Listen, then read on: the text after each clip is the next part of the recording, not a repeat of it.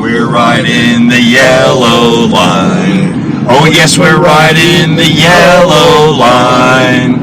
Don't you pick up that phone. 'Cause we're riding on our own. 'Cause we're hugging the yellow line. Here we are up at Hank's house, aka Bill, and now that the series is done, figured we'd put together some making of type material, and a lot of the viewers, the people who have been fans of our series, of our trip, our adventure, have asked us some questions, and we kind of narrowed it down to 10.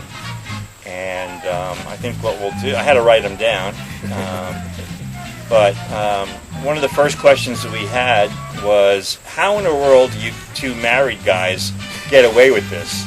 I love that question. I love that question. Luckily, we have wonderful wives that allow us to be able to because we're best friends. We've been best friends for 42 years. 42 years. And they allow us this indulgence, so we owe it all to our wives. Yeah, we're really lucky. I don't really know anyone, and I mean this sincerely, I don't know anyone who could have got away with what we did. So we were very appreciative. We're out on the road 25 days? 26 days? 26 altogether. Yeah, so. it's from start to finish. 24 on the road actually doing the series. So, yeah, we're really lucky. That's how it happened. Absolutely. The next question we have was the trip planned or just off the seat of your pants? It was well planned and in advance. However, we not only, as I mentioned at one point in the series, we not only did everything that we could do that he planned, but also added an enormous amount of instant adventures added. And as they came up. Yeah, I mean, we just come up, we do it.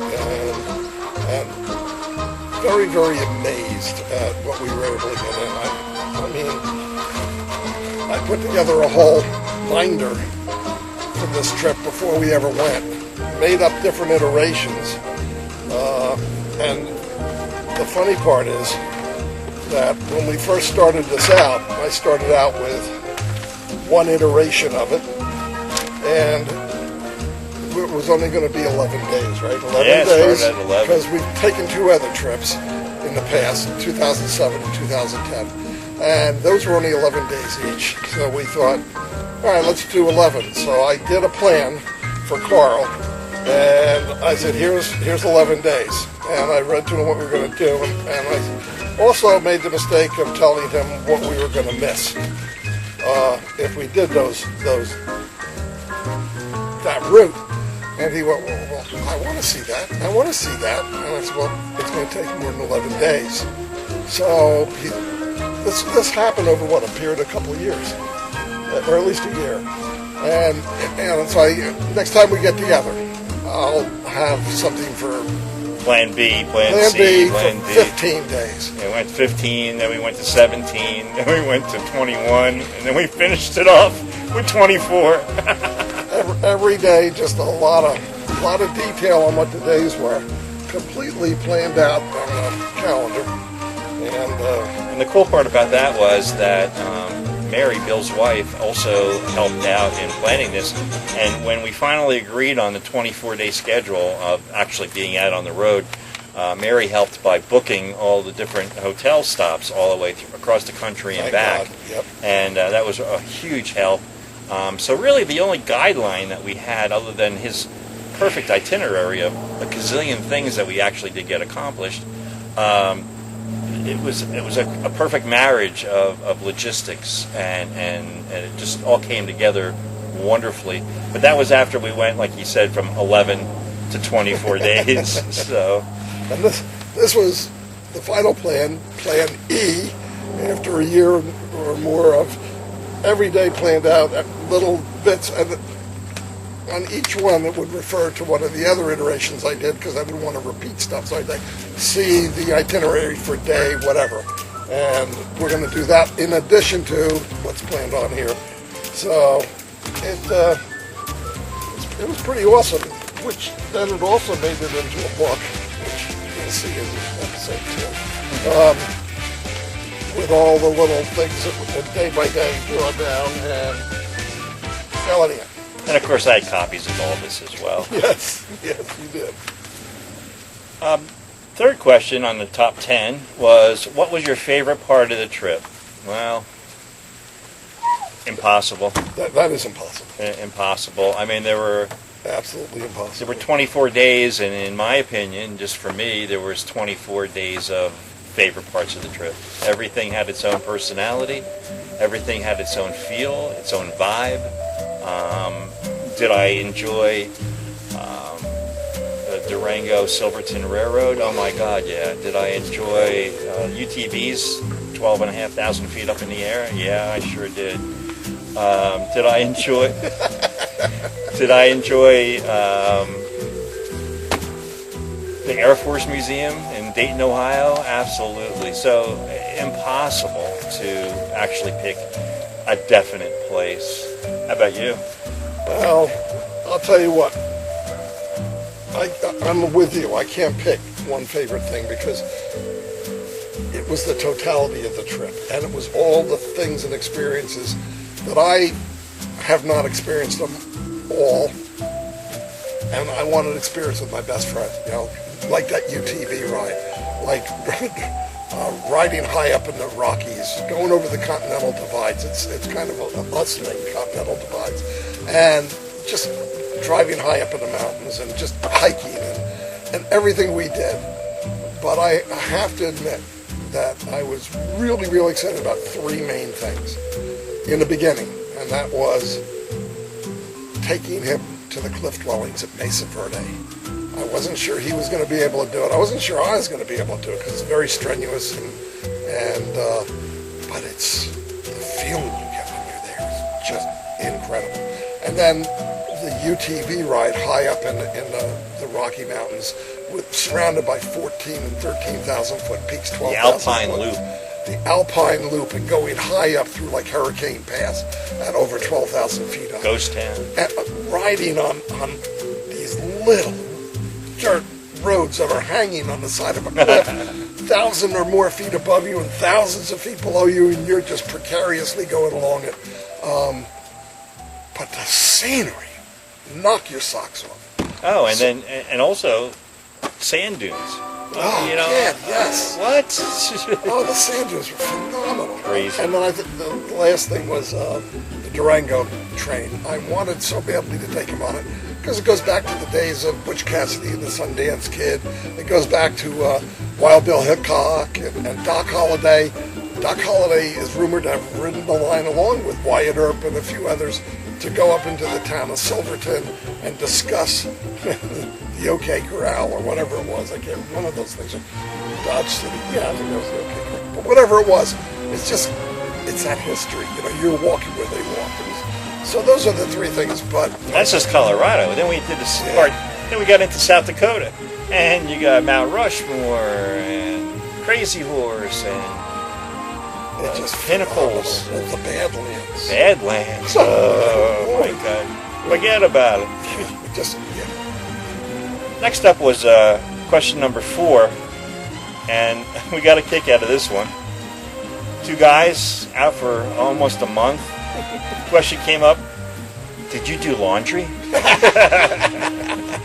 Yes, we did. Yeah, we did. He's an expert on laundry, and he kind of took command of that, and then I made believe I was interested in learning, and You'll know the one time, if you ever go back and look at the old episodes, when Carl's grilling a pizza in Yeah. Durango, it's another story. I am doing the laundry. So that's Good, clean fun. 5th question up was, we noticed that you ate at Subway quite a number of times. Why? Well, because, believe it or not, I thought there were a lot of Subways around here. There are way more Subways out in Colorado. So we go across, and we knew what we were going to get to eat. not just in Colorado, but across the You whole know, country. all Yeah. across, and there was just something about it. So in one of the episodes, I joked, hey, we eat local, and that was Subway. Yeah, local Subway. Local Subways. But we ate at local a few times, the Coal Bank in Silverton and a few other places. We found it to be quality was all good, Yeah. and the people were really nice, and it's convenient, and there was one on every corner. So And you rub elbows with the locals, which is yeah, kind of neat too. and because of that, we ended up finding out about different racetracks and different other attractions that we wouldn't have known about. And plus, the one particular Subway that we had lunch with a farmer in Iowa, Iowa. who turned us on to Iowa Speedway. It was so interesting to learn from the people who put food on our tables how that all really works firsthand. And so every That was special, a young guy. yeah, John, I think his name is. Yeah, he was kind of surprised that two old guys would talk to him because Yeah. he was only 21 years old. So. Yeah, but But a really nice guy, a big farmer boy. and I got to say that the food is not all that bad anyway. So it was good having a different kind of sub or hoagie or whatever you call it each day, and it was delish. And let us point out also the cost. It was cheaper. Oh, yeah. It was cheaper. I mean, no $5 footlongs, but still a lot cheaper than anything else, and healthier for you, I suppose. Question number 6: did you pre-plan your visits to the various racetracks? We hit 10 racetracks, and although we did some research for Colorado racetracks, and Bill wrote them all down, and we kind of checked them all out. Yep. None of them were going to be in the exact area that we were actually at, and there was quite a bit, except for one, and Cortez, and it was Montezuma. Montezuma. Yeah. Yep. Cortez, Colorado. Right, and that one worked out, but 99% of the time I felt it, or we saw a sign, or we talked to locals who told us sometimes directly where to go, and sometimes gave us one waitress at a restaurant Gave us the wrong name. in Utah at Vernal. Vernal. That she kept telling us it was Rocky Mountain Speedway, and we racked our brains, and finally it turned out Looking, that it was we couldn't find it on the internet. It was like nothing, anything, and it turned out to be Diamond Man, Speedway. Yeah, but we found it, and that's a great episode as well, when we met the track owner who happened to be the construction guy working on the road or whatever. That was The foreman. yeah, the foreman. So that's what happened with the racetracks. Question number 7: who chooses the soundtrack for the movie? Willie Nelson. There he is, right there.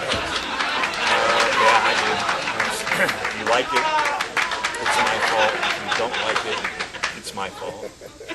It's just a style and what I feel when I'm putting the movies together, the film. He picks the music to match the mood and the feeling that he feels with that scene, and it works. It works well. All right, question number 8. You did a lot of high mountain driving. What did you find the most terrifying? And were you nervous or anxious to do this while driving? We slammed ourselves on day 1 in Colorado. We went from flatland, the plains of the country, to not messing around. Day 1 in Colorado, we got there at night. The morning we woke up and we went Pikes Peak. There was no time to 14,115 feet above sea level, and it's not even the tallest mountain in Colorado. So not only did we get the freight out of the way, or at least partially, which we'll learn a little bit later, as far as driving on the edge, but we also got the altitude sickness rolling, because you need to get through that in order to get rid of Yeah. it. So we hit it right off the bat, and we were going to spend the next 2 weeks in the mountains. So it was important for us to get acclimated to the lack of oxygen going forward. But was I scared? No. Was I anxious? Yes. Was I excited? Yes. And when we got to the top of Pikes Peak, I definitely had that whole brain freeze going on, the altitude sickness, and it really did affect me quite a bit. But Threw both of us off. yeah, We were both a little off. but I never was actually frightened driving on mountains. But I didn't drive on one particular mountain that he did, and that's his baby. In Cannon City, right outside Cannon City, there's a highway, a scenic highway that they built. The local penitentiary inmates built back in 1909, 1908, somewhere back in there. And it's called Skytop Drive, Skytop Drive. And I read the brochure for it from Royal Gorge region, and it said scenic road, beautiful views, dinosaur tracks. You can see dinosaur tracks. I thought, this is right up our alley. This is perfect. We get to see some fossils and stuff, maybe, and then we'll have this beautiful scenic view until we started driving it and realized it was a one-way road for 2.5 miles, driving the knife's edge of a mountain, and it was only as wide, a little wider than the car, the path that we were driving on, paved one way. There was no turning back, and it just dropped straight off both ways. In fact, some places it just dropped straight down, and you're seeing it as you're driving. I was driving. The thing of it is that when you're doing a switch back up a mountain, you have a wall on one side or the other. Yeah, you have a drop off, and that's scary, especially when it's a 2-lane situation and there's a tour bus coming down while you're going on the outside going up, or a school bus in certain cases, or locals who laugh at us, tourists. But this case, it was nothing on both sides. Nothing. It was empty on both sides. Nothing. No wall to hug. No yellow line. And you were looking down to ride. 1,000 feet on, at least 1,000 feet on each side. You can see the cars on the highway down there, the highway we had just driven on, and they were little teeny dots going along, and it was way down there, and I had a death grip on that steering wheel. I was basically terrified. I was laughing because I was so scared. But at the same time, would we have missed doing that? We might have if we knew what it was about. Yeah, maybe we could have. But glad we did it, though. I'm really happy we did it because the views, and now that we have it, at that point the GoPro was working perfect, and we have some beautiful video. Another question, number 9, had to do with the mountains as well. Hiking out in the mountains seems beautiful and scenic, but scary at the same time. Were you guys ever frightened? Yes. Yes.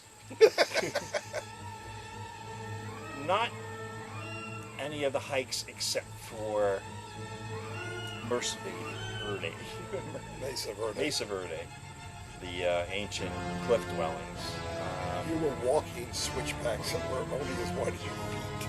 And what was the drop there? 8,000 feet. It was well, maybe 1,000 at least. No, we were up 8,000. We were up 8,000, and and the drop's about 1,000. But it's even so. When you're just walking a little path, and you don't have room to even trip or make a mistake, so you're watching where you're putting your feet. It drops right off, and you're like, oh. And that's not, and it's like I mean, you have to deal with that for quite a distance, and it's amazing. You know, again, it's yes, I was scared. I was literally scared, and I couldn't wait to get to the destination.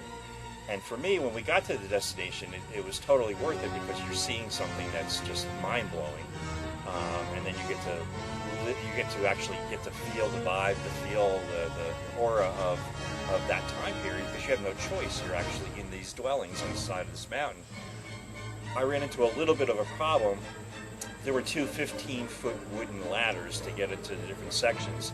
And I wasn't paying attention to the ranger as she was explaining to everyone who climbed up these 2 sections of ladder that the sun beats down on these all day long, starting at sunrise, and that they are molten hot. And when you grab from the inside up. I didn't hear that. I was taking pictures or something. And I grabbed just like you would normally climb up a ladder, and I burnt my palms and my hand. He had 2nd-degree burns, and the blisters immediately lifted right off the top, his entire palm. And there was a nice lady from, I forget where they were from, a lady and her husband, and she had lip balm.